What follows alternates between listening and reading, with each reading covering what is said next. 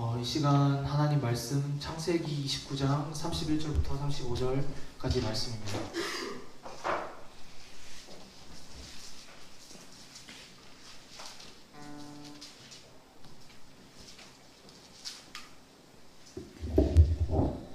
창세기 29장 31절부터 35절까지 말씀입니다.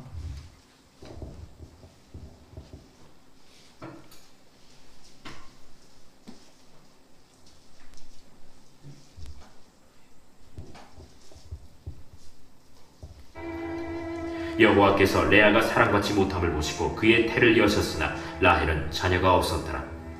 레아가 임신하여 아들을 낳고 그 이름을 르우벤이라 하여 여호와께서 나의 괴로움을 돌보셨으니 이제는 내 남편이 나를 사랑하리로다. 그가 다시 임신하여 아들을 낳고 여호와께서 내가 사랑받지 못함을 들으셨으므로 내게 이 아들도 주셨도다 하고 그의 이름을 시므온이라 하였으며 그가 또 임신하여 아들을 낳고 내가 그에게 새 아들을 낳았으니 내 남편이 지금부터 나와 연합하리로다. 그의 이름을 레위라 하였으며 그가 또 임신하여 아들을 낳고 이르되 내가 이제는 여호와를 찬송하리로다. 이로 말미암아 그가 그의 이름을 유다라 하였고 그의 출산이 멈추었더라.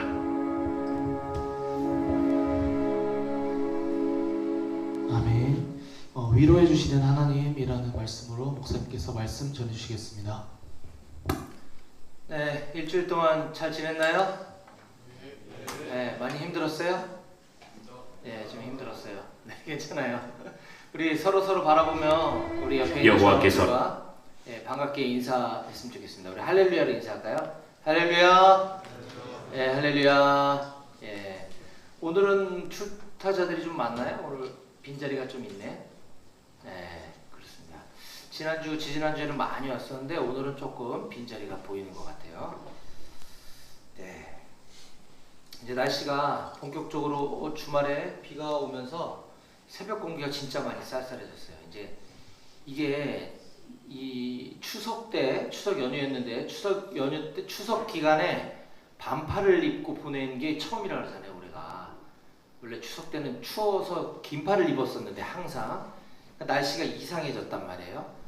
그러면 이제 가을이 짧은 거예요. 이제 지금까지 계속 덥다가 갑자기 기온이 이제 확 떨어지니까 이럴 때 진짜 건강 관리 잘 하지 않으면 감기 걸리기가 딱 좋습니다. 그러니까 제가 계속 강조하지만 여러분들 집 떠나서 여기서 생활하면서 아픈 게 제일 서러운 거거든요. 그러니까 아프지 않도록 질병 관리에 좀 각별히 유의해 줬으면 좋겠습니다.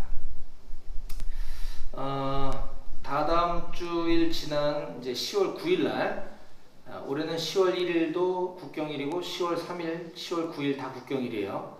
10월 9일 한글날 위문 행사를 대대적으로 지금 기획하고 있습니다. 그래서 밖에 있는 민간인 그 직장 다니는 이제 우리 선배님들 지금 모집하고 있는데 제가 한 70명, 한 80명 정도 모집해서 여러분들 역대급 간식을 준비해서 또 CCM 이 노래 하시는 분을 섭외해가지고 여러분들 위문 공연 겸 또 선배와의 대화 이런 시간들을 지금 마련하고 있으니까 10월 9일 오전에 많이 참석할 수 있도록 서로 좀 이렇게 독려해 줬으면 좋겠습니다. 네, 10월 9일입니다. 자, 지지난 주일에 우리는 창세기 29장 15절에서 30절까지 말씀을 가지고 죄의 문제를 해결해 주시는 하나님이라는 제목으로 말씀을 함께 나눴습니다. 죄의 문제를 해결해 주시는 하나님. 성경에는 여러 명의 다양한 인물들이 등장을 합니다. 그 성경에 나오는 여러 인물들의 삶을 보면서 우리는 때로는 내 모습을 보는 것 같다. 이 사람의 이런 연약한 모습은 꼭 나를 보는 것 같구나. 이렇게 생각하면서 우리가 위로를 받기도 하고 또 때로는 아주 훌륭한 믿음의 사람들의 인생을 보면서 나도 저런 신앙인이 되어야 되겠다라고 다짐하기도 합니다. 그런데 성경에 등장하는 그 인물들을 주목하면서 우리가 교훈을 얻는 것도 중요하지만 그거보다 더 중요한 것이 있습니다. 사실은 성경은 그런 인물들, 다양한 인물들을 소개해주기 위한 위인전이 아니라 하나님께서 우리를 얼마나 사랑하셨는지를 보여주는 하나님의 러브레터인 것입니다. 우리를 향한 그 하나님의 끝없는 사랑 이야기가 바로 성경책이라는 거죠. 따라서 우리는 성경을 읽을 때 이 성경 속에서 하나님의 성품, 하나님이 어떤 분이신지를 발견해야 합니다. 하나님은 이러이러한 성품을 가지신 분이시구나. 예수님은 어떤 분이시구나. 또 성령님은 어떤 분이시구나. 이거를 우리가 발견하고 깨달아야 할 줄로 믿습니다. 그래서 우리가 하나님은 어떤 분이시다 라고 할 때 우리가 알고 있는 어휘를 동원해서 단순히 명사들을 나열하는 기계적인 정의가 아니라 하나님은 천지를 창조하신 분이십니다. 하나님은 나를 만드신 분이십니다. 다 틀린 말은 아니지만 이것이 그냥 기계적으로 지식적으로 이야기하는 그런 정의가 아니라 하나님은 나에게 어떠어떠한 하나님, 하나님은 어떠어떠하신 분, 이렇게 가슴으로 깨닫는 형용사와 부사로 표현되어지는 이런 하나님을 우리가 성경을 통해서 깨달아야 한다 하는 것입니다. 그래서 제 설교의 제목에는 주로 어떠어떠한 하나님이라는 제목이 많은 것도 그런 이유 때문입니다. 이러한 맥락에서 지난주에 죄의 문제를 해결해 주시는 하나님이라는 제목으로 말씀을 나누었었던 거죠. 자, 그 내용을 짧게 요약 복습하면 다음과 같습니다. 외삼촌 라반의 집 둘째 딸이었던 라헬을 너무나 사랑했던 야곱은 라헬을 아내로 얻기 위해 결혼 지참금, 그때 당시에는 결혼 지참금이 필요하다고 그랬습니다. 신랑이 신부를 데려오려면 결혼 지참금을 내야 되는데 야곱은 지참금이 준비가 안 돼 있었어요. 그러다 보니 그때 이제 통상 이렇게 지불하는 결혼 지참금보다 2배 이상, 거의 3배 가까이 되는 비용을 지불할 테니 아내로 라헬을 주십시오. 근데 네가 어떻게 줄 수 있는데? 제가 외삼촌 집에서 7년 동안 무임금으로 일을 하겠습니다. 그러니 그 7년 동안의 제 연봉을 결혼 지참금이라 여겨주시고 7년 후에 라헬을 아내로 주십시오. 이런 이제 제안을 한 거죠. 라반의 입장에서는 나쁘지 않았습니다. 라반의 여동생의 딸이죠. 그러니까 여동생의 딸이 거의 한 100년 만에 7, 80년 만에 나타나서 조카라고 하니까 얼른 반가워서 그래 한 열흘 동안 우리 집에 머물면서 그동안 어떻게 지냈는지, 너희 어머니는 안녕하신지 이런 것들을 쭉 이제 같이 지내본 거죠. 열흘을. 그러면서 이제 집안의 일도 거들고 하는 그런 조카의 모습을 보면서 이 녀석이 일을 꽤 잘하는 것이었습니다. 그렇게 일도 잘하고 성실한 야곱이 우리 집에서 7년 동안 무임금으로 일을 하고 아내를 달라고 하니 라반은 오케이를 한 것이죠. 자, 그런데 7년이 지나고 나서 이제 드디어 야곱에게 결혼식을 시켜주게 된 그날 라반은 라헬 대신 그의 라헬의 언니인 레아를 신부로 야곱에게 이야기도 안 해주고 신부를 바꿔치기 합니다. 그래서 라헬을 사랑했는데 레아랑 결혼식도 치르고 레아랑 첫날 밤도 치르게 됐던 거죠. 그 이튿날 아침에 신부가 바뀌었다는 걸 깨달은 야곱은 소스라치게 놀랐을 거 아닙니까? 그래서 라반에게 가서 이제 따지죠. 아니 이게 어떻게 된 일입니까? 내가 7년 동안을 라헬을 위해서 여기서 이렇게 일해왔는데 갑자기 언니가 여기 들어와 있으면 어떡합니까? 라고 외삼촌에게 따지자 라반이 야곱에게 이렇게 얘기합니다. 우리 동네에서는 언니보다 동생이 먼저 시집가는 게 그게 도리가 아니거든. 그러면 언니는 영영 시집을 못 갈지도 몰라. 그러니까 순서가 있으니까 네가 우선 레아하고의 결혼식을 잘 맞춰라. 이때는 결혼식을 하루만 하는 게 아니라 이제 일주일 동안 동네 사람들 불러서 잔치도 하고 이게 일주일의 기간이 결혼 예식 기간이었습니다. 그래서 네가 일주일의 기간을 잘 마무리하면 그때 라헬하고도 또 결혼하게 해줄게. 대신 라헬에 대한 결혼 지참금은 7년을 네가 더 일해라 여기서. 그러니까 선지급 후 결제 하겠다라는 거죠.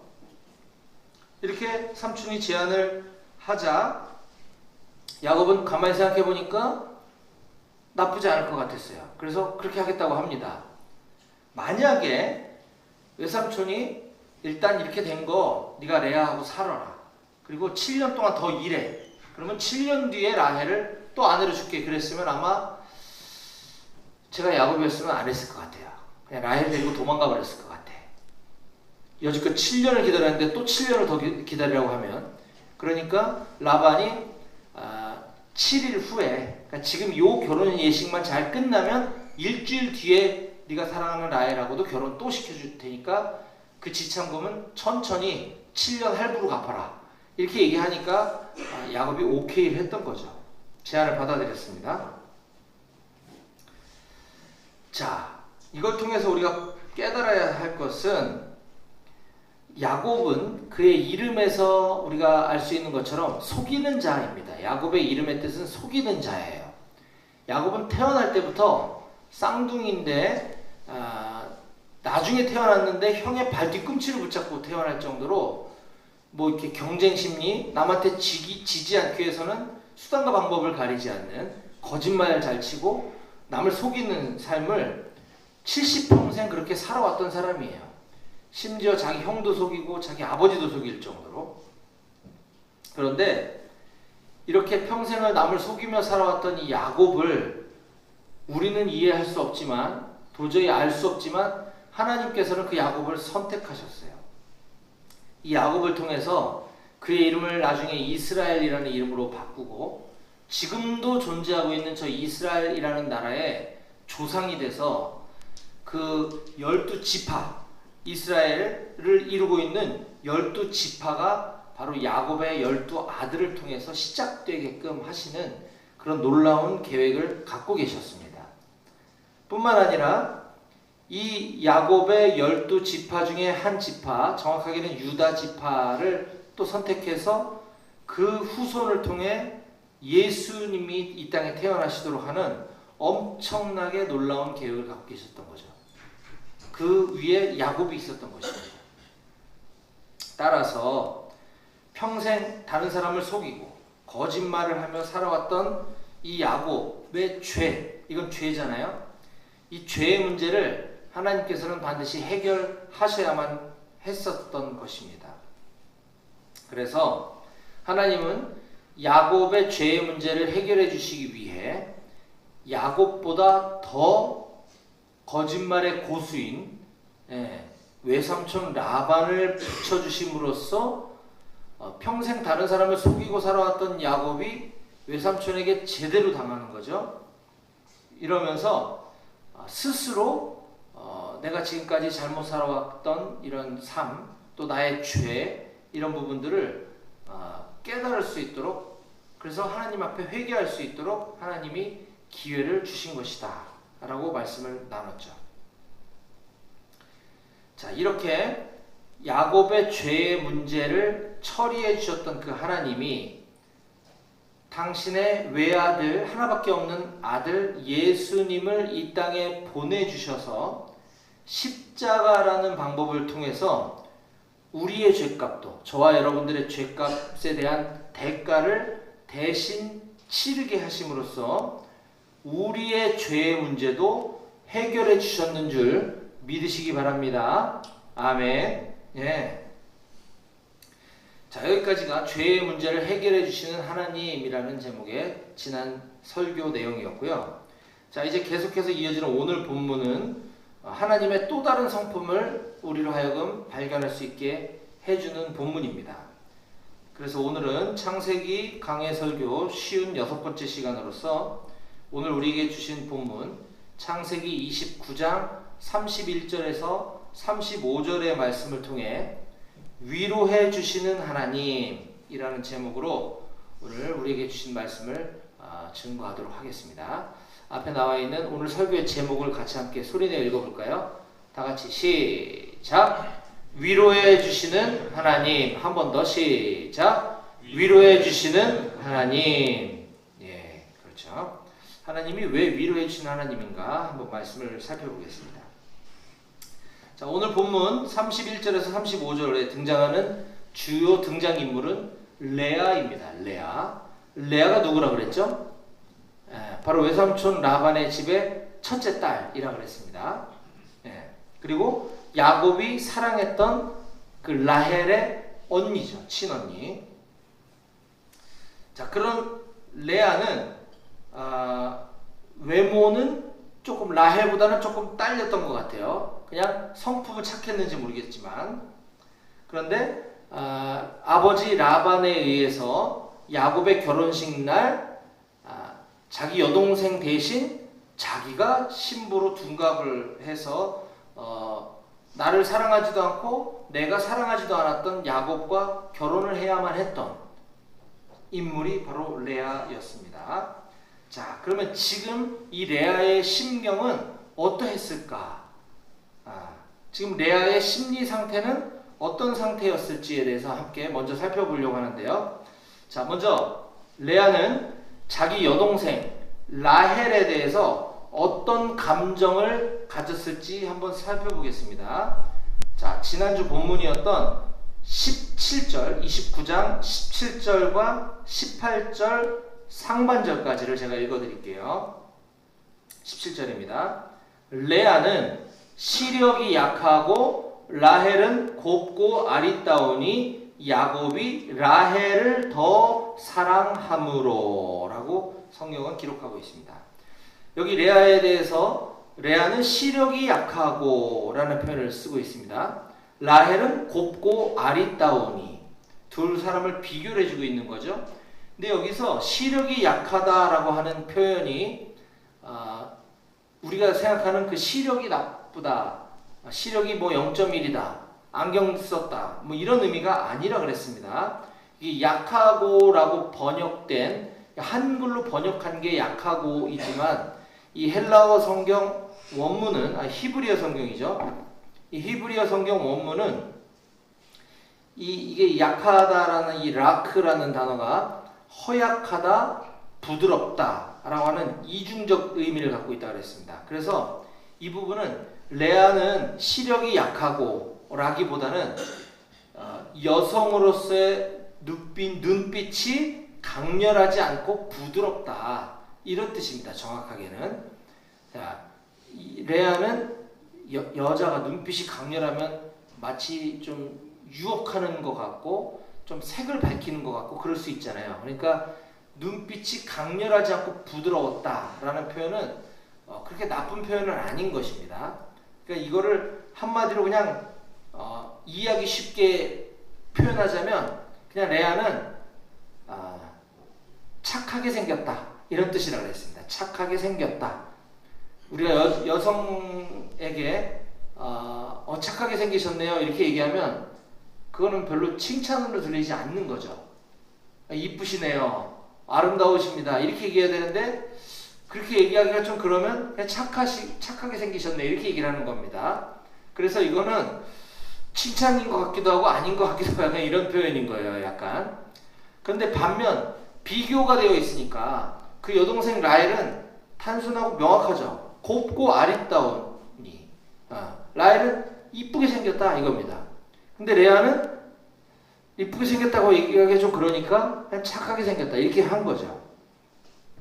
자, 그러니 이걸 통해서 우리가 깨달을 수 있는 건 레아는 자기 여동생 라헬에 대해서 일종의 비교의식 내지는 열등감, 콤플렉스를 갖고 살았을 것이라는 걸 충분히 유추해 볼 수가 있는 겁니다.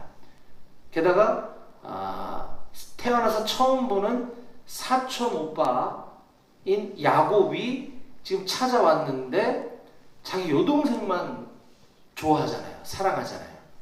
가뜩이나 내가 외모도 딸리는데 계속 이런 식으로 살아왔던 레아는 동생에 대한 열등감, 컴플렉스를 갖고 있었을 것입니다. 그 다음에 이번에 자기 아버지 라반에 대해서 어떤 감정을 가지고 있었을지 한번 보겠습니다. 자, 20절부터 23절까지를 한번 성경을 보세요. 자, 20절부터 23절 제가 읽어드리겠습니다. 야곱이 라헬을 위하여 7년 동안 라반을 섬겼으나 그를 사랑하는 까닭에 7년을 며칠같이 여겼더라. 그쵸? 예, 야곱이 라헬을 너무 사랑해서 7년 동안 그 결혼 지참금 쪼로다가 내가 7년을 열심히 일을 하면 7년 후에는 라헬이 내 아내가 될 거라는 그 기대에 7년을 정말 하루같이 금방 지나갔다는 거예요. 21절. 야곱이 라반에게 이르되 내 기한이 이제 찼으니 7년이 지났으니 내 아내를 주소서 내가 그에게 들어가겠나이다. 22절. 라반이 그곳 사람을 다 모아 잔치하고 여기까지는 일이 제대로 진행되는 것 같아 보여요. 그러나 23절.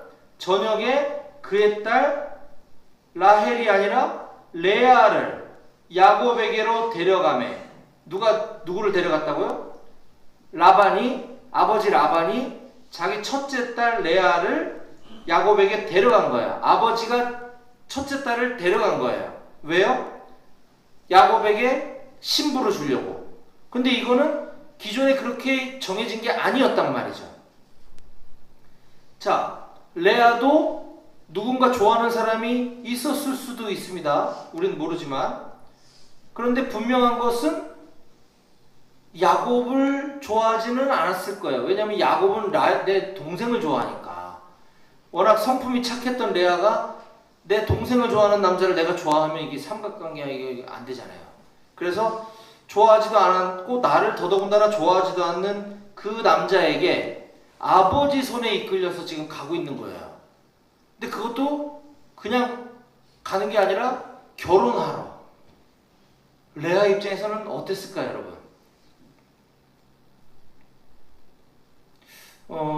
이 여자에게 있어서 한 남자를 만나 결혼을 올린다는 건 일생일대에 굉장히 중요한 사건인데 이렇게 아버지가 나를 쉽게 생각하고 이렇게 결혼을 시켜버리다니.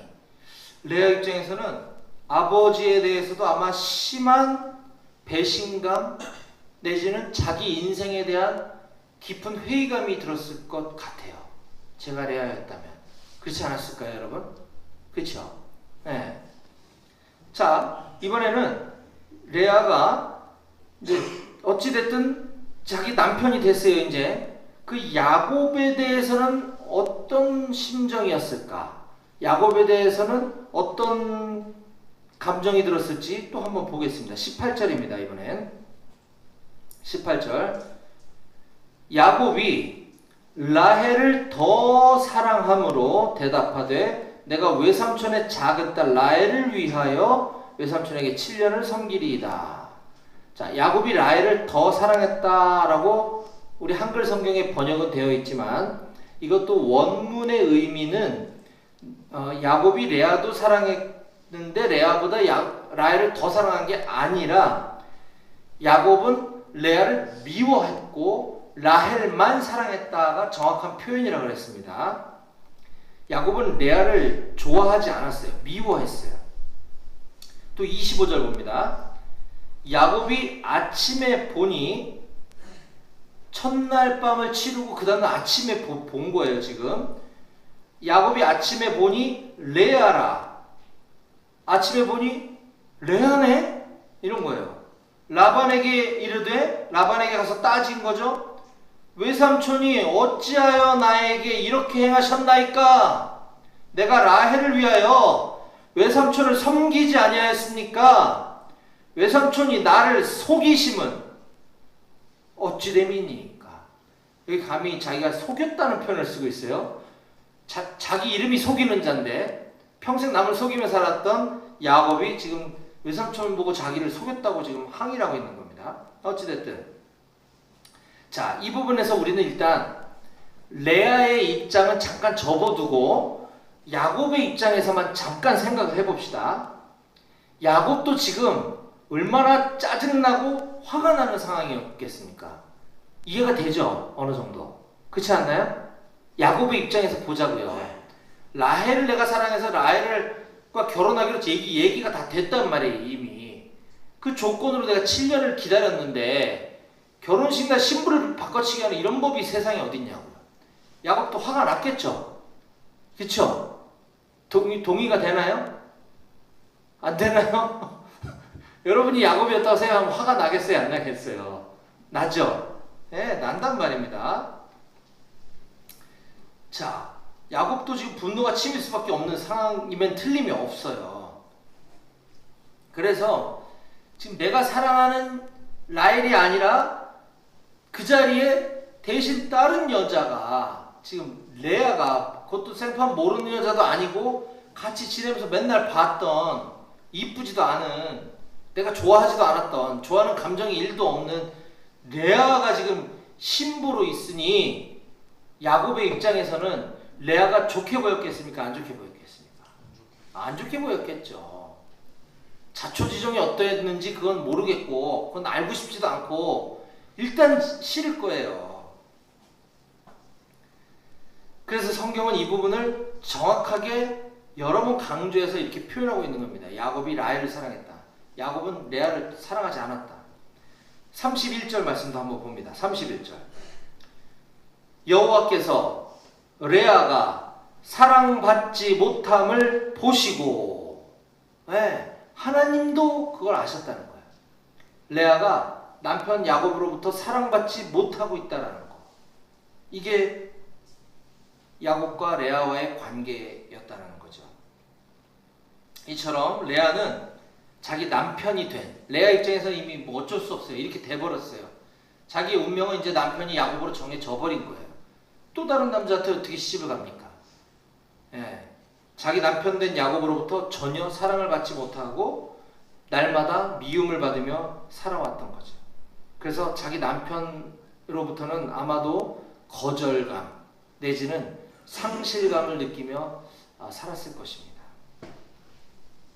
우리는 그동안 창세기 이 부분을 볼 때 레아에 대해서는 별로 관심이 없었던 것 같아요. 왜냐하면 레아는 주인공이 아니거든요. 라헬이 주인공이지. 그런데 말씀을 이렇게 자세히 묵상하다 보면 레아는 정말 엄청 불쌍하구나. 야, 정말 가련한 여인이네 라는 거를 우리가 금방 이렇게 깨달을 수가 있는 거죠. 아버지로부터 이용당하고 여동생이 뭐 나를 그렇게 하지 않았다 하더라도 스스로 비교의식과 열등감에 살아오고 결혼을 어떻게 했는데 말도 안 되지만 이런 결혼을 했지만 남편으로부터 사랑받지 못한 이런 비련의 여인 바로 레아였던 것이죠. 자, 이렇게 불쌍한 레아에게 이제부터 어떤 일이 벌어지는지 계속 말씀을 보겠습니다. 31절. 여호와께서 레아가 사랑받지 못함을 보시고 그의 태를 여셨으나, 그러니까 임신을 하게 해주셨다는 거예요. 여셨으나 라헬은 자녀가 없었더라. 레아는 임신을 하게 해주시고 라헬은 임신을 못하게 해주시고, 누가 그렇게 했다고요? 여호와께서. 왜요? 레아가 남편에게 사랑받지 못함을 보시고 불쌍해서 긍휼을 베풀어 주시는 거죠. 긍휼의 하나님, 레아를 위로해 주시는 하나님이 상황을 역전시켜 주셨다는 거죠. 여자가, 우리나라도 옛날에 그랬잖아요. 7거지 악 중에 하나가 자녀를 낳지 못하는 게 있잖아요. 이스라엘도 똑같았습니다. 자녀를 출산한 여인과 그렇지 않은 여인은 천지차이였던 거예요. 자, 그래서 이제부터 레아가 자녀를 낳기 시작하는데 그것도 아들만 연속적으로 4명의 아들을 낳습니다. 르우벤, 시므온, 레위, 유다. 예, 오늘 5절밖에 안 되는 이 짧은 본문 속에서 이 레아가 이 4명의 아들을 낳았다고 성경은 우리들에게 소개해주고 있습니다. 자, 나중에 야곱은 이 레아뿐만 아니라 라헬 그리고 레아의 종, 라헬의 종 이렇게 4명의 여인을 아내로 두면서 이 4명의 부인으로부터 총 12명의 아들과 1명의 딸을 낳게 돼요. 12남 1녀를 출산하게 됩니다. 그 중에 첫째부터 넷째가 바로 모두 다 이 레아를 통해서 출산을 하게 된다는 것이죠. 자, 이것을 볼 때 우리는 전적으로 하나님께서 레아를 긍휼히 여기셔서 불쌍한 레아를 위로해 주시기 위해서 그렇게 하셨다라고 하는 사실을 우리가 반드시 기억해야 될 줄로 믿습니다. 여호와께서 레아가 사랑받지 못함을 보시고 그의 태를 여셨다라고 성경이 우리들에게 가르쳐주고 있는 것이죠. 자, 그러면 이 4아들의 이름에 담긴 그 의미, 자, 이스라엘 사람들은 사람의 이름을 지을 때 그 의미가 굉장히 중요하다고 그랬어요. 그래서 야곱은 이름이 속이는 자라 그랬잖아요. 자, 이 레아의 4아들들의 이름의 의미를 간단하게 살펴보겠습니다. 자, 그런데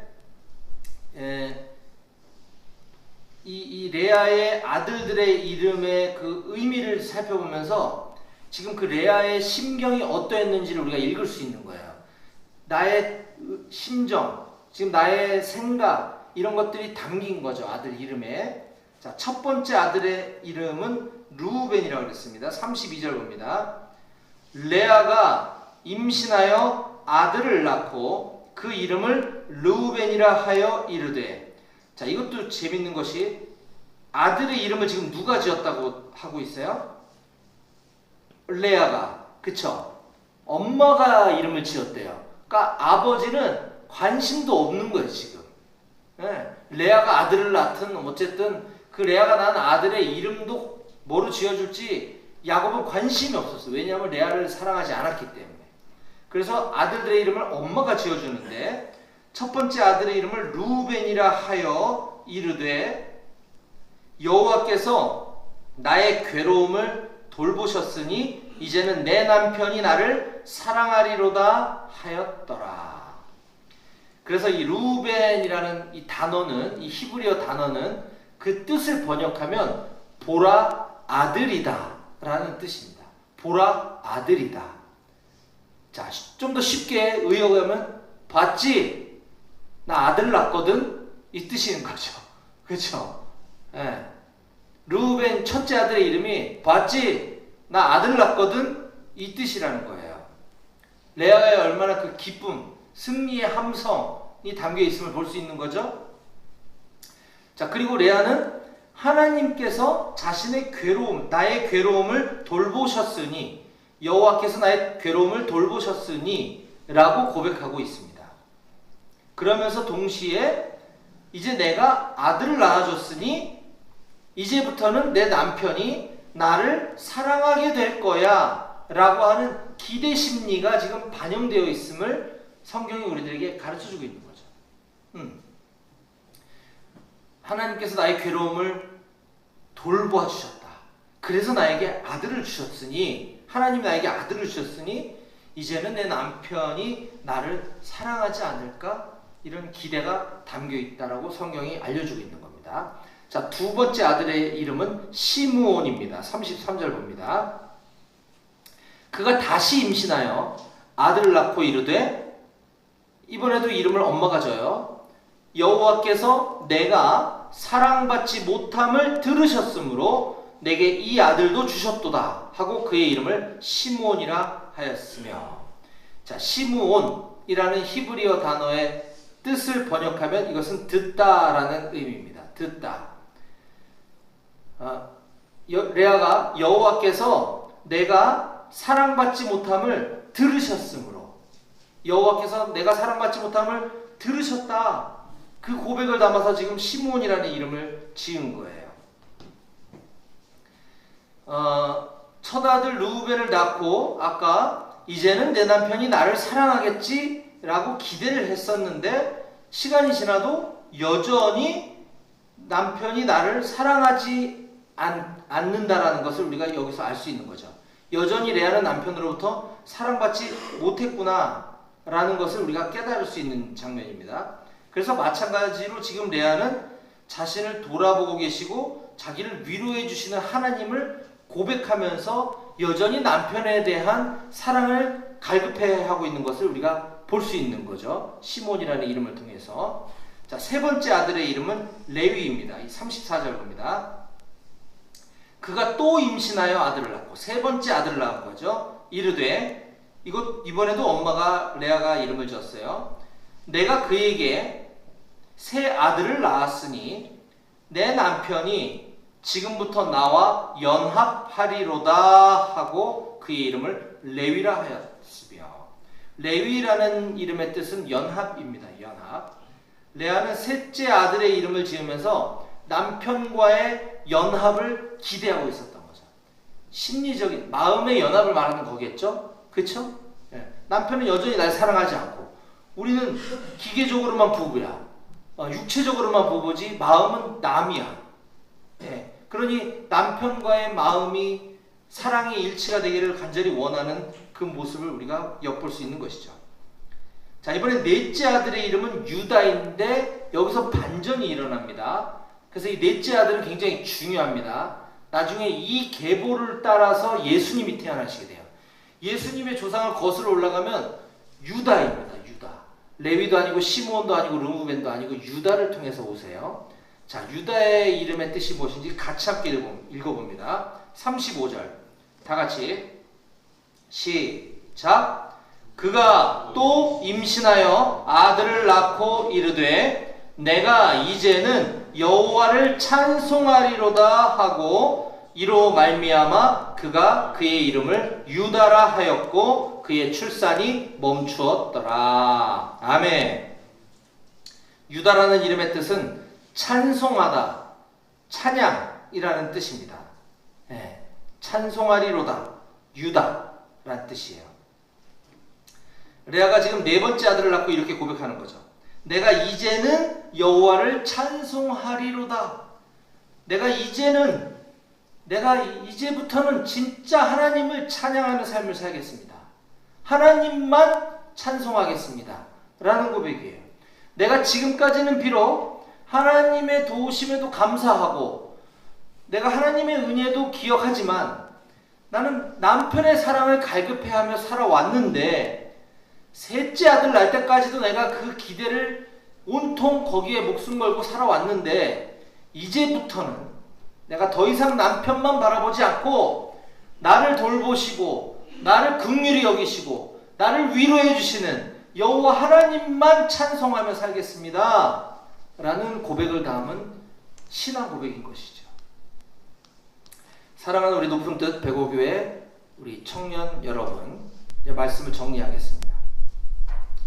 우리는 오늘 열등감에 사로잡혀 살고 아버지로부터 배신감을 느끼며 원하지 않는 결혼을 통해서 남편으로부터 사랑받지 못한 이 거절, 상실감 속에서 살아왔던 비련의 한 여인 이야기를 살펴보았습니다. 그의 이름은 레아였습니다. 이 레아의 인생이 얼마나 비참했을지는 우리가 오늘 말씀을 통해서 약간 깨달을 수 있었던 것 같아요. 자, 그렇기 때문에 레아가 이미 어쩔 수 없이 결혼해버린 남편으로부터 사랑을 받기를 간절히 원했던 거는 지극히 너무나 당연한 겁니다. 남편의 사랑을 위해서 얼마나 많은 기도를 했겠어요. 그건 당연한 거죠. 그렇게 해야만 하는 거죠. 남편에 의지하는 모습 당연한 겁니다. 그러나 우리 하나님 아버지께서는 이렇게 불쌍한 여인 레아에게 하나님의 위로를 부어주셔서 레아로 하여금 그런 하나님, 위로의 하나님, 긍휼의 하나님을 깨달을 수 있도록 도와주셨습니다. 그래서 아들을 낳을 때마다 레아가 슬쩍슬쩍 그런 고백을 하는 것을 우리가 볼 수 있었어요. 그러나 그 정도 가지고서는 안 됐습니다.